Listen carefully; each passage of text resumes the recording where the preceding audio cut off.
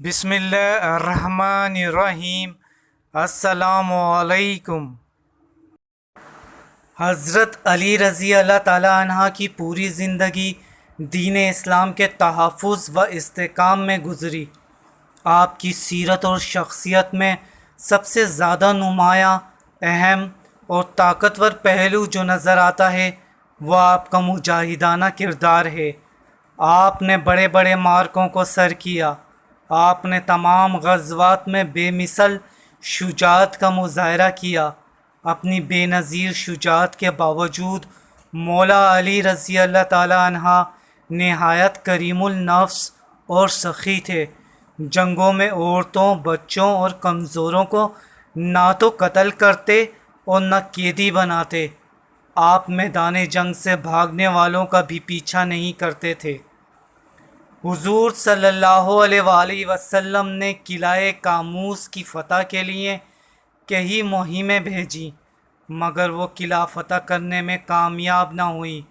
تو آپ صلی اللہ علیہ وآلہ وسلم نے فرمایا، کل میں علم ایسے شخص کو دوں گا جو اللہ اور اس کے رسول صلی اللہ علیہ وآلہ وسلم سے محبت کرتا ہے، وہ پیچھے نہیں ہٹے گا، اللہ اس کے دونوں ہاتھوں پر فتح دے گا۔ وہ رات نہایت امید اور انتظار کی رات تھی۔ صبح نمودار ہوئی، ایک دم فضا میں یہ صدا گونجی، علی کہاں ہیں؟ حضرت علی رضی اللہ تعالیٰ عنہ آپ صلی اللہ علیہ وآلہ وسلم کی خدمت میں حاضر ہوئے۔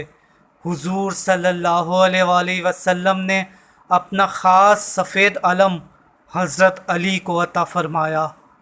مولا علی رضی اللہ تعالیٰ عنہ نے یہودیوں کے سامنے اسلام کی دعوت پیش کی، لیکن وہ اسلام یا صلح قبول کرنے پر آمادہ نہ ہوئے۔ قلعہ کاموس کا سردار مرحب بڑا مشہور، بہادر اور ماہر جنگجو تھا۔ مرحب یہ رجزیہ اشعار پڑھتا ہوا قلعے سے باہر نکلا، خیبر جانتا ہے میں مرحب ہوں، دلیر ہوں، ذرا پوش ہوں۔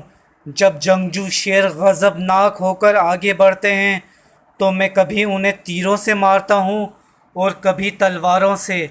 مرحب جب میدان میں آیا تو جسم پہ 2 ذرائع پہنے ہوئے، 2 تلواریں حمائل کیے ہوئے تھا۔ مرحب کی مبارزت طلبی پر حضرت علی رضی اللہ تعالیٰ عنہ نے یہ رجزیہ اشعار پورے جوش و ولولے سے پڑھے۔ میں وہ ہوں کہ میری ماں نے میرا نام شیر رکھا تھا، میں شیر نیستہ کی طرح مہیب اور خوفناک ہوں۔ حضرت علی رضی اللہ تعالیٰ عنہ کا مرحب سے مقابلہ ہوا۔